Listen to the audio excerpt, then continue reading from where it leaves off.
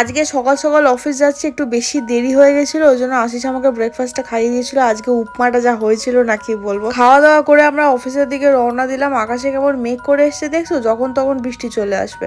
অফিসে পৌঁছালাম, কাজকর্ম কমপ্লিট করলাম। আজকের প্ল্যান ছিল যে লাঞ্চটা আশিসের অফিসে গিয়ে করব। তো আমি আমার অফিস থেকে বেরিয়ে ওদের অফিসে গেলাম, তারপর সবাই মিলে আমরা খাওয়া দাওয়া করলাম। আজকে ছোলে ভাটুরেটা যা ছিল না কি বলবো তোমাদেরকে।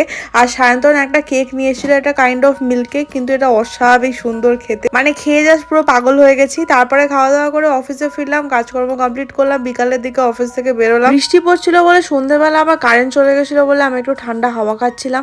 ঢ্যাঁড়স ভাজা হচ্ছে আজকে রাতের জন্য, মাঝখানে খিদে পেয়েছিল বলে একটু ম্যাকারনটা খেলাম।